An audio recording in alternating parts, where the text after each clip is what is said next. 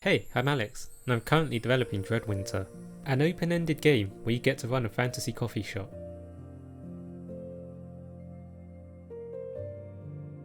There's a lot I want to talk about, but I'll use this devlog to introduce the game and give a summary of what I've done so far and what I plan to do next.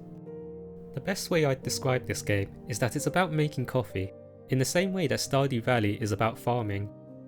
You've been put in charge of Dreadwinter, a small coffee shop on the edge of town that's run by a former knight and a witch. The direction that Dreadwinter takes is down to you, whether that's creating a booming business, running a cozy cafe, or perhaps you'd rather explore the world. You're also free to do any combination of those as well. There's no correct way to play. I wanted to create a game where the player's story and experience is decided by how they play. I'm the type of player that enjoys finding ways to optimize their gameplay and do things efficiently. A min-maxer, if you will. There are games that I've wanted to play casually, but I didn't really enjoy it, since I'd be doing the same thing, but slower, which wasn't really satisfying. What I want to make is a game where making money and farming resources isn't the only way to progress. Playing slowly and enjoying the experience is also a viable option. I started working on Dreadwinter in October of 2022. At the time, the game consisted of just a few polygons on a screen. I didn't really have a vision for the game. All I knew was that I wanted to create a game about running a coffee shop. Around this time, I came across Persona 5 and Licorice Recoil, which were a big inspiration. I really liked the relaxed vibes of the cafes that they had, where you could hang out with friends while you were working. I remember going out on a walk one day, and I had come up with a story about a retired knight that opened a coffee shop, with the intention of keeping it small and relaxed. But due to his reputation, people thought that it was a front and would approach him with adventuring work instead. It was an interesting little idea, but I didn't know where to take the story. Then I figured, why not make this into a game? I'm a big fan of games that don't tell you what to do outright. My favourites being Outer Wilds, Divinity Original Sin 2 and Breath of the Wild. In particular, one of the things that stuck with me was in Outer Wilds, where the game asks you what you want to do, rather than the other way around. It was a really good way of giving the player control over what they did, while giving them some direction to start them off.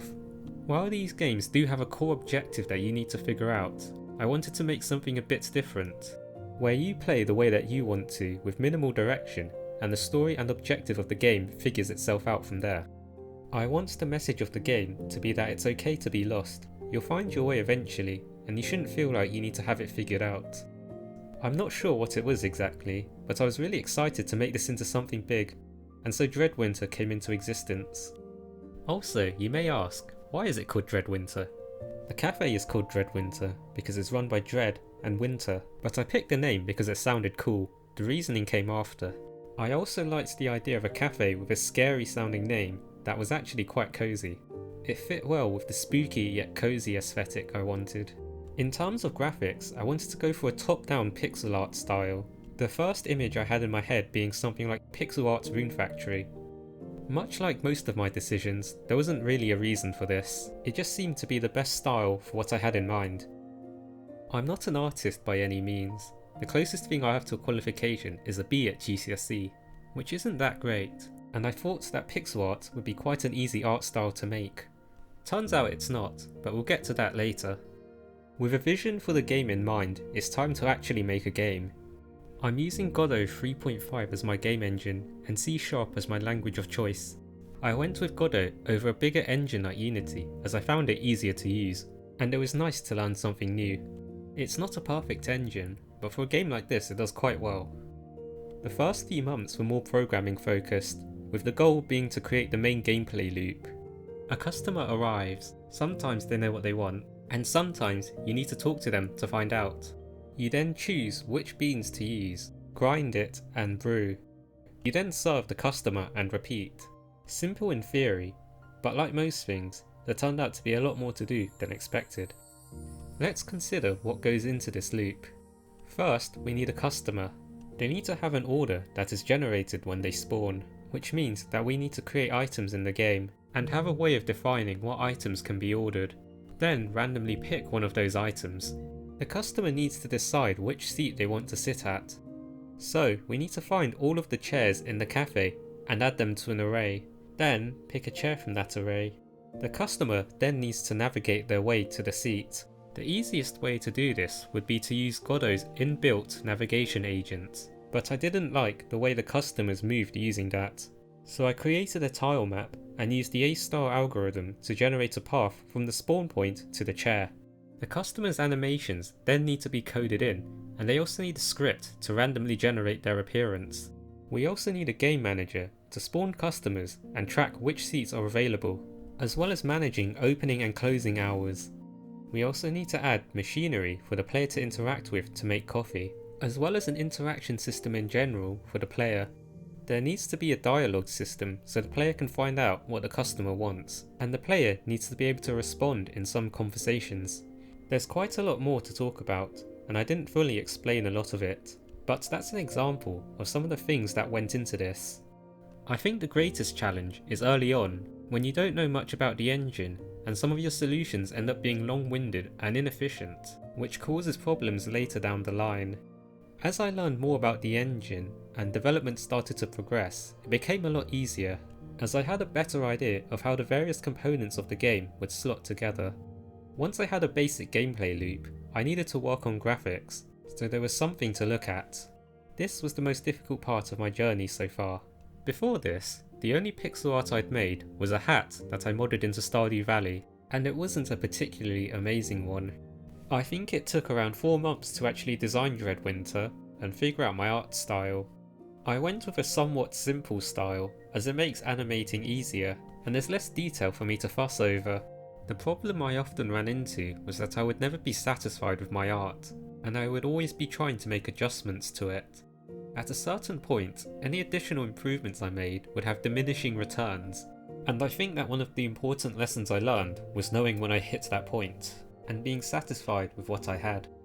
Every game has its own style, and if I wanted mine to be unique as well, there wouldn't be anything to compare it to. Taking on this mindset was really helpful in allowing me to move forward without worrying about how my game would stand up to others. From a technical standpoint, keeping my art consistent was the hardest part. I like my art to have some order and neatness to it, but there would be some things I wanted to make that were very ambitious, and I'd rush and it would end up quite messy and chaotic, which didn't fit with the rest of the game. There were a lot of scrapped ideas and wasted time, but eventually Dreadwinter started to take shape.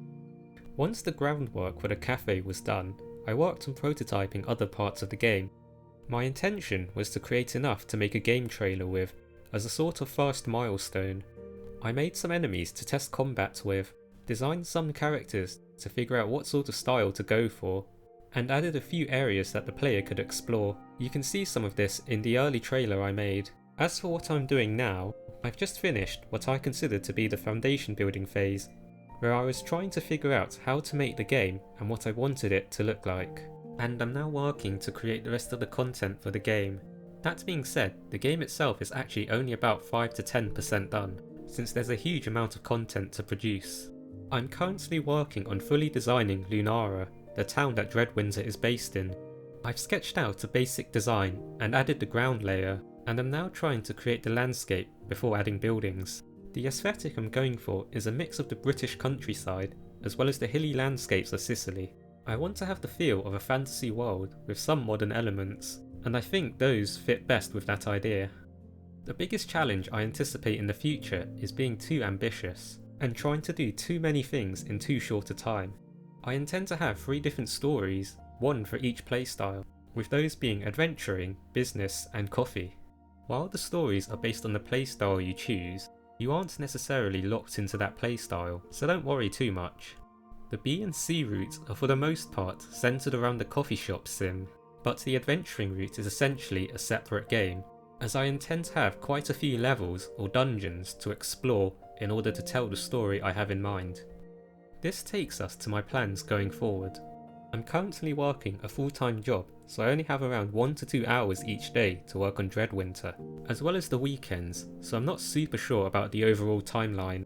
It's quite difficult to balance work and game development, as I want to be able to take the time to make the best game I can, but with the limited time I have each week, I feel like I have to push myself if I want to get this out in a reasonable time frame.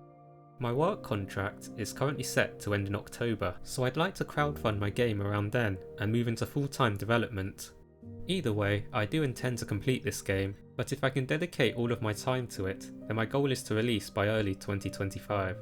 That's all for this devlog. I intend to make 1 to 2 videos each month, so please like and subscribe if you'd like to see more, and thank you for watching.